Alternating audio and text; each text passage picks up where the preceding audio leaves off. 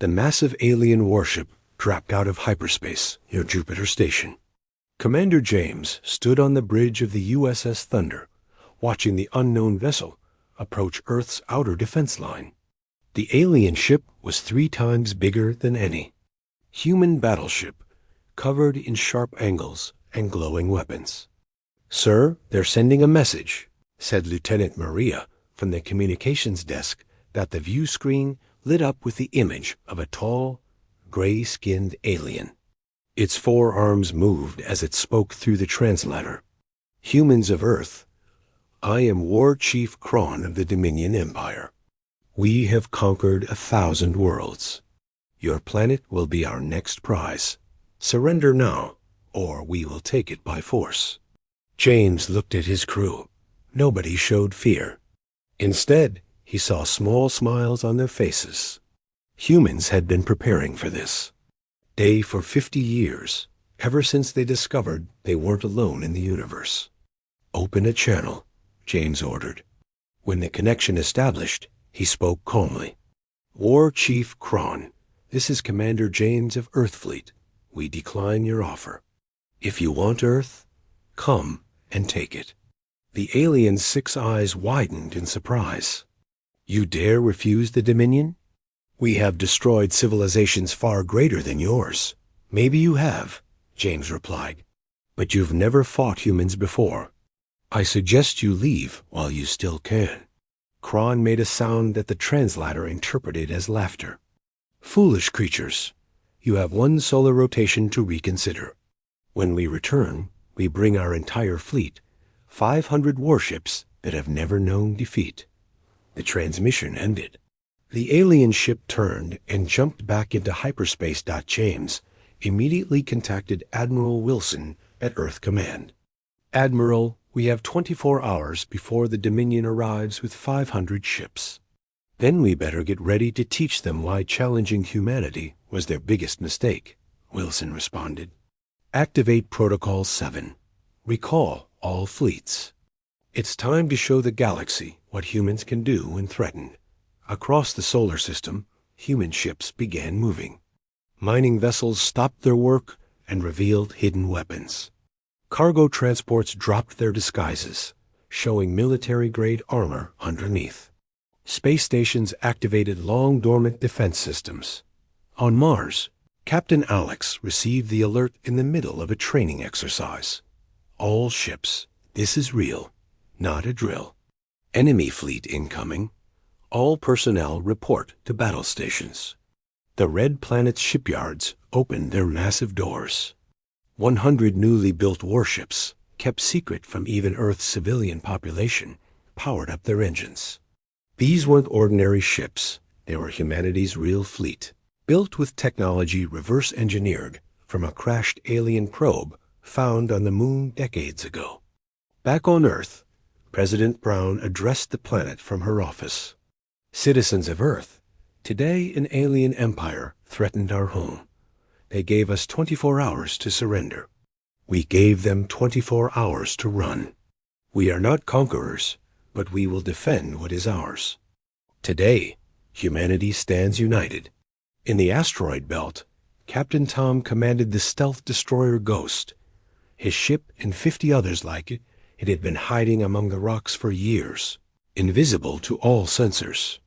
"Well, boys and girls," he announced to his crew, "looks like our secret's about to be revealed. Prepare the antimatter missiles." The space around Earth became busy with activity. Civilian ships evacuated to underground bunkers on the moon. Military vessels formed defensive lines at key points. Earth's surface-to-space weapons platforms came online, their massive rail guns aimed at the sky. What the Dominion didn't know was that humans had been paranoid about alien invasion since their first science fiction stories. Every human ship had weapons. Every space station was a fortress. Every moon base hid missile silos. Humanity had turned their entire solar system into a trap. As the hours counted down, more human ships appeared. They came from behind planets, from inside asteroid fields, from deep space where they'd been running silent. By the time 20 hours had passed, Earth Fleet had assembled 800 combat-ready vessels. Admiral Wilson smiled as he looked at the tactical display. War Chief Kron wants to play conqueror. Let's show him what happens when you threaten the children of Earth. The clock continued counting down. Humanity was ready. 24 hours had passed. War Chief Kron stood proudly on his command ship's bridge as the Dominion fleet emerged from hyperspace.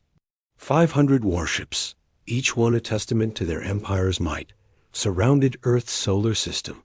Scan for human vessels. Kron ordered his second-in-command, Drac. Drac's scaled fingers moved across the console. His expression changed from confidence to confusion.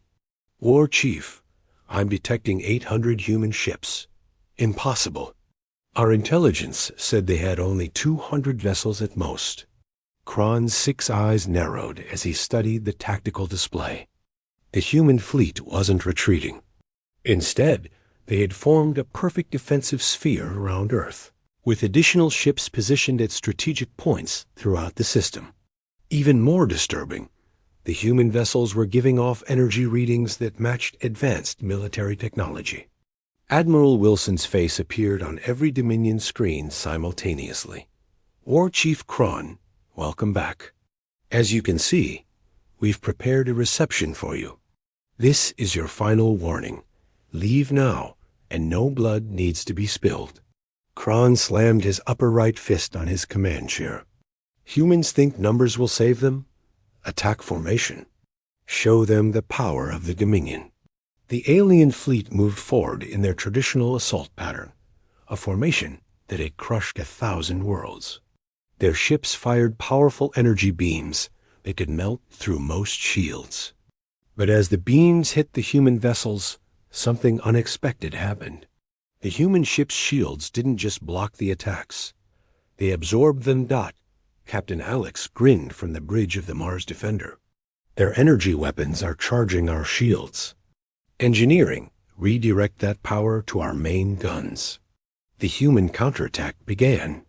Ships that appeared to be simple freighters suddenly launched swarms of missiles. What looked like mining vessels fired railguns that punched through Dominion armor like paper.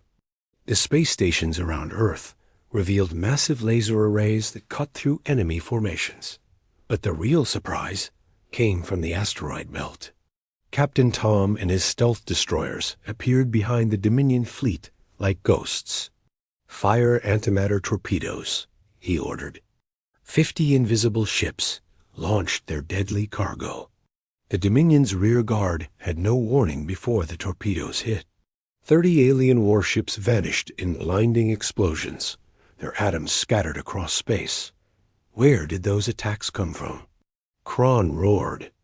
There's nothing on our sensors. On Earth, President Brown watched the battle from the command bunker. She turned to her military advisor, General Smith. Launch Phase 2. From Earth's surface, massive railguns fired projectiles at 20% the speed of light. The moon revealed hidden missile silos that had been built over decades. Mars released its drone fighters, unmanned vessels controlled by artificial intelligence that could pull maneuvers no living pilot could survive. The Dominion fleet found itself surrounded and outgunned. Their traditional tactics, which relied on overwhelming firepower and fear, crumbled against human adaptability and preparation. Commander James led his squadron in a flanking maneuver. Remember, they think in straight lines. Humans think in 3 dimensions. Beta wing, go under. Gamma wing, go over. Alpha wing, with me through the middle. The human ships moved like a coordinated dance, attacking from every angle. The Dominion forces, used to enemies who either fled or fought head-on, couldn't adapt to the chaotic human tactics. War Chief Kron watched his tactical display in horror. In just 30 minutes of battle, he had lost 150 ships. The humans had lost only 20. This is impossible. No species fights like this. Drac pulled up historical data on his screen. War Chief, I'm analyzing their tactics. They're using strategies from their own history, something called guerrilla warfare, combined with naval fleet tactics, and War Chief. They've been practicing space combat scenarios for entertainment for over a century. They call them video games. Entertainment? Kron couldn't believe what he was hearing. They prepared for war through entertainment? Meanwhile, humanity revealed another surprise. Ships that had been destroyed weren't always destroyed. Some were decoys, hollow shells filled with explosives that detonated when hit, making the Dominion think they were winning while the real ships attacked from hidden positions. Admiral Wilson opened another channel to Kron. War Chief, you've lost 30% of your fleet. We can do this the easy way or the hard way. Surrender now, and we'll allow you to leave with your remaining ships. Kron's pride battled with reality. His fleet was being torn apart by an enemy that seemed to have planned for every possibility. But the Dominion had never surrendered. They had one last option, their planet killer weapon, Asterisk. War Chief Kron's forearms trembled with rage as he gave the order. Deploy the World Ender. If we cannot have this planet, no one will. The Dominion's flagship opened like a mechanical flower, revealing a massive weapon at its core. The World Ender had destroyed 12 planets in the Empire's history. It fired a beam that destabilized a planet's core, causing it to explode from within. Admiral Wilson's eyes narrowed as he watched the weapon charge. They're really going to do it. All ships execute Emergency Protocol Alpha. Show them humanity's true face. Suddenly, space itself seemed to ripple. 3 massive objects materialized between the Dominion fleet and Earth. They were human battle stations, each one the size of a small moon that had been hidden using experimental cloaking technology. Impossible, Drac gasped. How did they hide something that large? The lead battle station was called Fortress Earth. Its commander, Captain Linda, had been waiting in silent darkness for 3 years, maintaining the cloak. Finally, some action. All weapons, target their planet killer. Fire everything. The battle station unleashed firepower beyond anything the Dominion had imagined. Thousands of missiles, hundreds of laser batteries, and dozens of railguns all focused on the World Ender. The Dominion's flagship shields lasted exactly 3 seconds before collapsing, but Kron managed to fire the weapon first. The deadly beam shot toward Earth. That's when humanity revealed their greatest secret. Earth's moon wasn't just a natural satellite anymore. Over 50 years, humans had turned it into the ultimate shield. The moon moved, actually moved, using massive engines hidden beneath its surface, placing itself between the beam and Earth. The World Ender's beam hit the moon's specially designed absorption field. Instead of destroying it, the moon converted the energy into power for its own weapons. The entire lunar surface lit up as thousands of hidden guns emerged and returned fire. President Brown stood up in the command bunker. My turn to send a message. She opened a channel to the entire Dominion fleet. War Chief Kron, you tried to destroy our world. That was your final mistake. Humanity spent 50 years preparing for this moment. Every man, woman, and child on Earth contributed to our defense. We mined asteroids not for resources, but to build weapons. We colonized Mars not for living space, but to create a military base. We studied the stars not just for knowledge, but to prepare for war. As she spoke, more human surprises appeared. The rings around Saturn weren't just rocks and ice. They hid thousands of automated defense drones that now swarmed toward the battle. Jupiter's moons revealed they were actually disguised carrier ships, each launching hundreds of fighters. Captain Alex led the Mars fleet in a devastating attack run. Remember everyone, these aliens have been conquering for centuries. They've forgotten what it's like to fight for survival. Humans never forgot. We evolved through conflict. War is in our DNA. The Dominion fleet was now surrounded by over 2,000 human vessels and countless drones. But the real psychological blow came when they detected signals from outside the solar system. Human colonies from 5 other star systems were sending reinforcements. Humanity had secretly spread across the galaxy. Commander James contacted war. Chief Kron directly. You thought you were attacking a single planet. You're fighting an entire species that spent its whole history preparing for this moment. Every war we fought against ourselves was training. Every weapon we built was practice. Every story we told about alien invasion was a battle plan. The stealth destroyers struck again. Captain Tom's squadron eliminated the Dominion's command. Ships with surgical precision. You know what the aliens didn't count on? Humans are paranoid.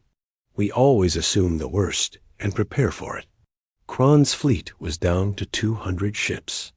His proud armada was being systematically destroyed by a species the Dominion had considered primitive. The tactical display showed red everywhere. Human ships, human weapons, human traps. War Chief, Drax said quietly, they're not trying to destroy us all. They're leaving us an escape route. They want us to run and tell others what happened here. Kron finally understood. The humans weren't just defending. They were sending a message to the entire galaxy. Challenge humanity and face the consequences. Admiral Wilson's voice echoed across space. War Chief Kron, you have lost. Take your remaining ships and leave. Tell your empire and every other species what you learned today. Earth is defended, humanity is ready, and we are not afraid. The Dominion's planet killer was destroyed, their fleet broken, their pride shattered. Kron had no choice but to order the retreat. War Chief Kron thought the battle was over when he ordered his remaining ships to retreat. He was wrong. As the 200 Dominion vessels turned to flee, Admiral Wilson gave a new command. Phase 3. Show them that running from humans is futile. Captain Tom, your stealth fleet has permission to pursue. The 50 invisible destroyers. Accelerated after the fleeing Dominion ships. Captain Tom smiled grimly. Time to teach them about persistence hunting. That's how ancient humans hunted. We didn't need to be faster or stronger, just relentless. The Dominion fleet jumped into hyperspace, expecting safety. But when they emerged near the edge of the solar system, human ships were already waiting. Somehow, humanity had developed faster hyperspace technology. How? Kron demanded. Our hyperdrives are the fastest in the galaxy. Drax's 6 eyes widened as he scanned the human vessels. War Chief, they're not using normal hyperspace. They're creating artificial wormholes. The energy requirement should be impossible for their technology level. What the Dominion didn't know was that humanity had found something unique in Earth's core, an element that didn't exist anywhere else in the galaxy. They called it terrenium, and it could power systems that other species deemed impossible. Commander. James appeared on their screens. Leaving so soon? But we haven't shown you everything yet. You see, humans have this saying, it's not over until it's over. From the depths of space, something enormous emerged. It was a human ship, but unlike anything seen before. The vessel was 10 times larger than the biggest Dominion warship. Its name was painted on the hull, Humanity's Fist. Admiral Wilson had saved the best for last. War Chief Kron, meet our first Titan-class vessel. We built it in secret under Europa's ice. It has enough firepower to crack a small moon. The Titan's Captain Robert was a veteran of Earth's last war. Admiral, should we demonstrate the main gun? Target that dead planet at the system's edge. Show them what humans can build when motivated. The Titan's front section opened, revealing a weapon that defied physics. It fired not a beam or projectile, but a contained black hole. The dead planet didn't explode. It simply ceased to exist, crushed into nothing. Kron's will finally broke. Please. We surrender. The Dominion surrenders. But Admiral Wilson wasn't finished with the lesson. You surrender now, after trying to. Destroy our world? No, War Chief. You will return to your empire. But first, you'll carry our message. Every Dominion ship suddenly lost control of their navigation systems. Human cyber warfare specialists had been infiltrating their computers.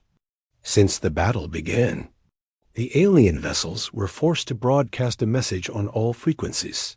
Reaching every corner of the galaxy. The message was simple. Earth is protected. Humanity stands ready.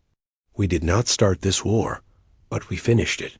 Any species that threatens our home will face the same fate as the Dominion fleet. We offer friendship to those who come in peace, but death to those who come with swords. Captain Linda from Fortress Earth added her own touch. The battle station fired marker beacons that attached to every Dominion ship. These beacons will broadcast your defeat for 1 year. Everyone you meet will know you challenged humanity and lost. The psychological warfare continued. Human ships began broadcasting historical footage from Earth's wars, World War II, the Mars Rebellion, the Jupiter conflict. They showed the Dominion that humans had been practicing warfare for thousands of years. Captain Alex delivered the next blow. Your empire conquered peaceful species, Kron. But humans? We conquered ourselves first. We defeated our own worst nature to unite. What chance did you have against a species that survived itself? The stealth destroyers revealed one final capability. They projected holograms around the Dominion ships, images of human warriors throughout history. Vikings, samurai, knights, soldiers, all standing in judgment of the defeated fleet. General Smith from Earth Command spoke next. You brought 500 ships to conquer one planet. We revealed 2,000 ships defending our system. Want to know a secret? That's only 10% of our real fleet. The rest is waiting in deep space, ready to visit your empire if you ever threaten us again. It was a bluff, but Kron didn't know that. The psychological impact was complete. The mighty Dominion Empire, conqueror of 1,000 worlds, had been utterly humiliated by a species they'd considered primitive. As the Dominion fleet was finally allowed to leave, Admiral Wilson sent one last message. Remember this day, War. Chief, remember that humanity offered you peace, and you chose war. The news of the Dominion's defeat spread across the galaxy like wildfire. On the peaceful world of Prima, Ambassador Luke of Earth stood before the Galactic Council, a gathering of representatives from 50 different species. The humans destroyed. The Dominion fleet? Asked the Prime Speaker, a crystalline being whose body chimed when it spoke. The same Dominion that enslaved my people for 3 centuries? Luke nodded calmly. We didn't destroy them all. We left survivors to spread the word. Earth seeks peace, but we will defend ourselves with everything we have. The council chamber erupted in discussion. Some species were terrified of humanity's power. Others saw opportunity. The merchants of Vega immediately sent trade proposals. The warriors of Atlas requested military exchanges. Meanwhile, War Chief Kron's limping fleet finally reached Dominion space. The beacon's broadcast of their defeat had preceded them. On every world they passed, conquered species watched their oppressors return in shame. The Dominion Emperor, a massive creature with 8 arms and 12 eyes, received Kron in the throne room. You lost to primitives? Kron knelt before his Emperor. They are not primitives, my lord. The humans ... They are something else. They wage war like artists create masterpieces. Every move was planned, every surprise calculated. They turned their entire system into a weapon. The Emperor reviewed the battle footage in silence. When he spoke again, his voice was different. Worried, send messages to all our fleets. Earth is to be marked as forbidden. No Dominion ship will enter human space. But the damage was done. Across the Dominion Empire, enslaved species began to rebel. They had seen their masters defeated. If humans could do it, why not them? Back on Earth, President Brown addressed the United Nations. Today, humanity takes its place among the stars not as conquerors, but as protectors. We will share our technology. With peaceful species, we will defend those who cannot defend themselves, but we will never start a war. The impact was immediate. Within days, 12 species requested defensive alliances with Earth. The Scholarly Union of Beta Centauri offered to share their scientific knowledge in exchange for protection. The artists of the Nebula Cloud proposed cultural exchanges. Admiral Wilson retired after the battle, but not before establishing the Human Defense Academy on Mars. We must never forget this lesson, he told the first class of multi-species. Students, peace through strength, diplomacy backed by firepower. Never start a fight, but always finish it. Captain Tom's stealth fleet became the stuff of legend. The Ghost Squadron patrolled the borders of human space, invisible guardians that kept hostile forces at bay. Other species tried to copy the technology, but couldn't replicate the human element, the patience to wait in darkness for months. Ready to strike. Captain Alex was promoted to admiral and given command of the Mars Defense Fleet. She established new tactical doctrines that combined human unpredictability with alien technology. The key to human warfare, she taught, is that we have no rules. We adapt, we improvise, we overcome. The 3 massive battle stations became permanent fixtures in Earth's defense. Captain Linda and her crews maintained their vigil, hidden but ready. They became known as the Silent Sentinels, proof that humanity could build anything when threatened. Commander James was sent as Earth's military attaché to the Galactic Council. His presence served as a constant reminder of human capability.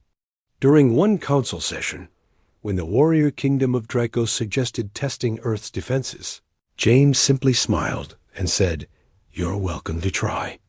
We could use the target practice. No one took the offer. The most unexpected consequence came from the Dominion itself. Kron, stripped of his rank and exiled, arrived at Earth requesting asylum. "I have seen the truth," he told President Brown. "The Dominion rules through fear. Humanity leads through strength and choice. I wish to learn your ways." After much debate, Earth accepted him. Kron became a professor at the Defense Academy, teaching alien tactics to human strategists. His presence sent a powerful message. Earth could turn enemies into allies. 1 year after the battle, the galaxy had completely changed. The Dominion Empire had shrunk to half its size as species declared independence. Earth had become the unofficial protector of smaller civilizations. Trade routes that had been closed for centuries reopened under human protection.